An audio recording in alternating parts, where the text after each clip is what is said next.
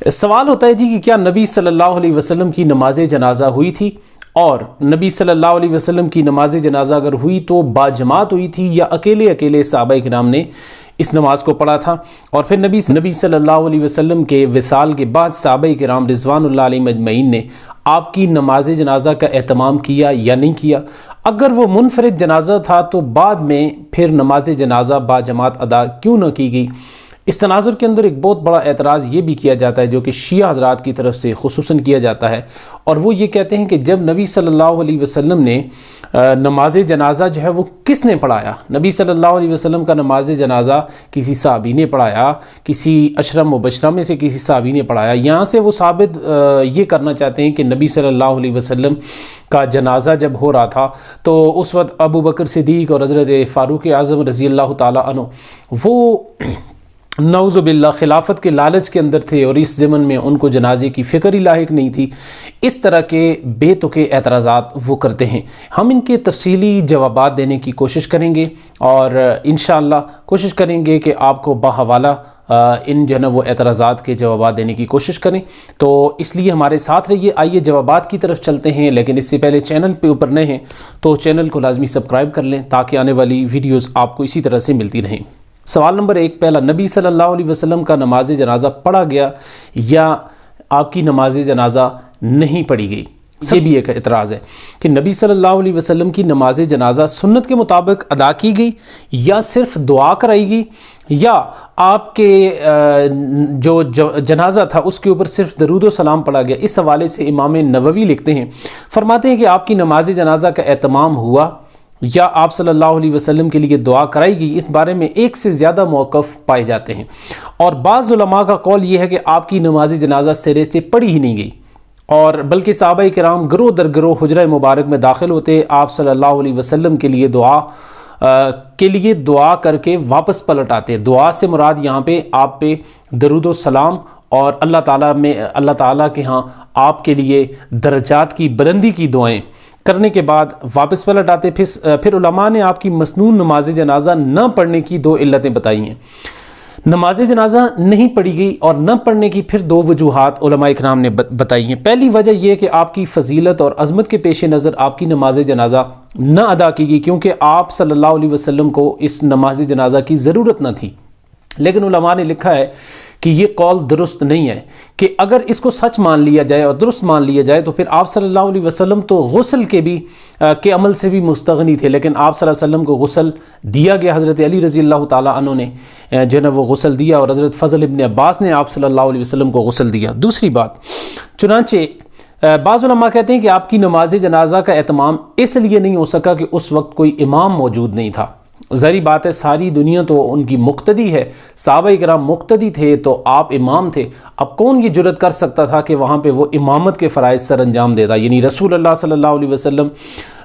کی نماز جنازہ کے لیے امامت کا حقدار کون ہوتا، کون آگے ہوتا؟ یہاں سے ایک نئی بحث چھڑی، اور اس کے اوپر بھی بے شمار بحثیں، لیکن اس بات کو بھی علماء کرام نے درست نہیں مانا۔ وہ کہتے ہیں یہ قول بھی باطل ہے، کیونکہ اگر ایسی بات ہوتی تو پھر فرض نمازوں کی امامت کی ادائیگی معطل نہ ہوئی ہوتی، کہ ابو بکر صدیق رضی اللہ تعالیٰ عنہ آپ کی تدفین سے پہلے ہی وہ خلیفہ بھی نامزد ہو چکے تھے، اور دوسرا یہ کہ وہ رسول پاک صلی اللہ علیہ وسلم کی موجودگی میں 17 نمازیں آپ کی زندگی کے اندر پڑھا چکے تھے، جن میں سے چند نمازیں ایسی بھی تھی جن میں نبی صلی اللہ علیہ وسلم بھی نماز کے اندر پہنچ چکے تھے۔ اور دوسری بات یہ ہے کہ شرح نبوی میں بعض علماء کا بیان کردہ یہ موقف کہ آپ صلی اللہ علیہ وسلم کی نماز جنازہ پڑھی ہی نہیں گئی، تاریخی طور پر ثابت نہیں ہے، بلکہ صحیح حدیث سے معلوم ہوتا ہے کہ نبی صلی اللہ علیہ وسلم کی مسنون نماز جنازہ کا اہتمام کیا گیا، اور محض رسمی دعا پر ہی اکتفا نہ ہوا، جیسا کہ درج ذیل حدیث مبارکہ میں اس کی صراحت موجود ہے۔ ابو اسیب یا ابو اسیم روایت کرتے ہیں کہ انہ شہد الصلاۃ علی رسول اللہ صلی اللہ علیہ وسلم قالو، کہتے ہیں کہ میں نبی صلی اللہ علیہ وسلم کی نماز جنازہ میں حاضر تھا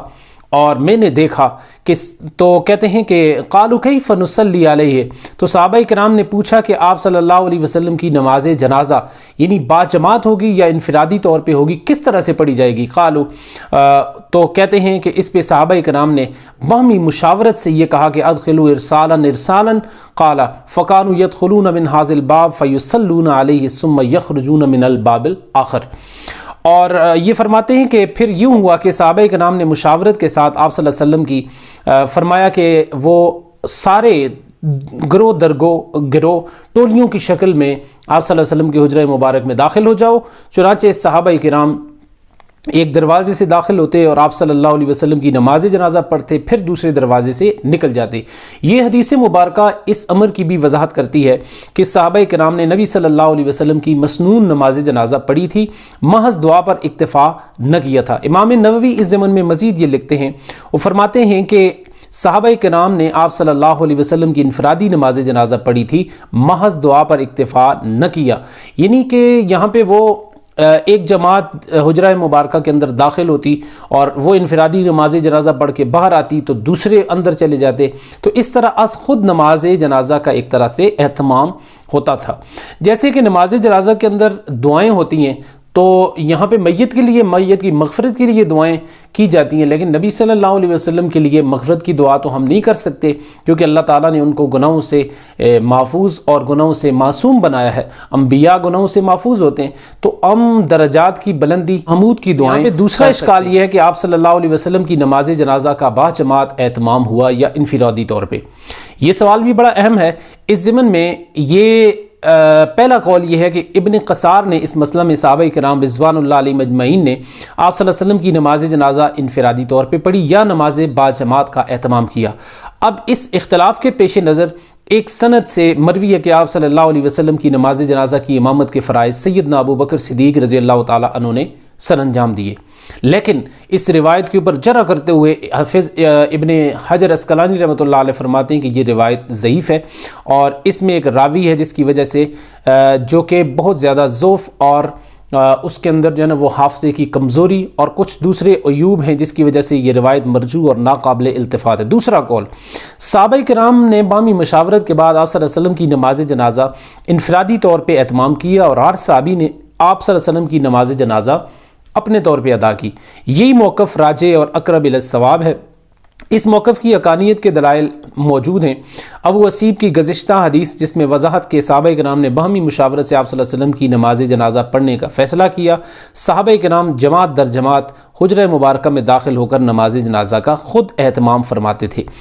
اور اس کے بعد تیسرا اشکال کہ نبی صلی اللہ علیہ وسلم کی نماز جنازہ باجماعت کیوں نہیں پڑھی گئی؟ جب انہوں نے اکیلے پڑھی، یہاں سے پچھلی جتنی بھی روایات ان کے اندر بار بار ذکر ہے کہ وہ گروہ در گروہ ایک ایک کر کے حجرہ مبارک کے اندر داخل ہوتے گروہ کی شکل میں، اور اکیلے اپنے طور پہ وہ اپنے جو بھی انہوں نے درود و سلام یا صلی اللہ علیہ وسلم کے درجات کی بلندی، مقام محمود کی دعائیں، جماعت کیوں نہیں ہوئی؟ اگلا تیسرا اشکال، نبی صلی اللہ علیہ وسلم کی نماز باجماعت اس لیے نہیں ہوئی، اس کی پہلی وجہ آپ صلی اللہ علیہ وسلم نے خود اس کی ہدایت کی تھی کہ میری نماز جنازہ نہ پڑھی جائے، نمبر ایک، اور نمبر دو اس کی دوسری وجہ کہ نبی صلی اللہ علیہ وسلم نے یہ آپ صلی اللہ علیہ وسلم کا انفرادی خاصہ ہے، اور یہ بھی کہ آپ صلی اللہ علیہ وسلم نے خود صحابہ کرام کو پابند کیا تھا کہ میری نماز جنازہ نہ پڑھی جائے۔ اور ایسی روایات جس میں نبی صلی اللہ علیہ وسلم نے صحابہ کرام کو حکم دیا کہ نماز جنازہ پڑھیں، ایسی روایات کسی طور پہ بھی درست نہیں ہیں، بلکہ وہ ضعیف اور ناقابل حجت ہیں۔ ایک بڑی معتبر اور مشہور روایت پیش کرنے کے بعد میں اجازت چاہوں گا کہ سیدنا اس ضمن کے اندر کہ یہ جتنا بھی ہم نے کلام کیا اس کا خلاصہ آپ سمجھ لیں کہ نبی صلی اللہ علیہ وسلم کی نماز جنازہ پڑھی گئی یا نہیں پڑھی گئی، نبی صلی اللہ علیہ وسلم کی نماز جنازہ اکیلے پڑھی گئی یا سب نے مل جل کر پڑھی، اور اگر نہیں پڑھی گئی اور صحابہ کرام گروہ در گروہ حجرہ مبارک کے اندر داخل ہوتے رہے تو انہوں نے جماعت کیوں نہیں کی؟ یہ کویسچن، اس کا جو جواب ہے وہ ایک ہی روایت سے میں جو ہے نا وہ دینے کی کوشش کروں گا، اور وہ ہے حضرت علی المرتضیٰ رضی اللہ تعالیٰ عنہ سے مروی ہے کہ حضرت علی المرتضیٰ فرماتے ہیں کہ میں نے عرض کی یا رسول اللہ صلی اللہ علیہ وسلم اذا انت قبضت فمن یغسلک وفیما نکفنک ومن یصلی علیک، تو کہتے ہیں میں نے عرض کی یا رسول اللہ صلی اللہ علیہ وسلم جب آپ اس ظاہری دنیا سے وصال کر جائیں اور ہم میں سے اگر کوئی موجود ہو تو پھر کون ہمیں آپ کو غسل دے، کون آپ کو کفن دے، اور کون آپ کی نماز جنازہ پڑھائے،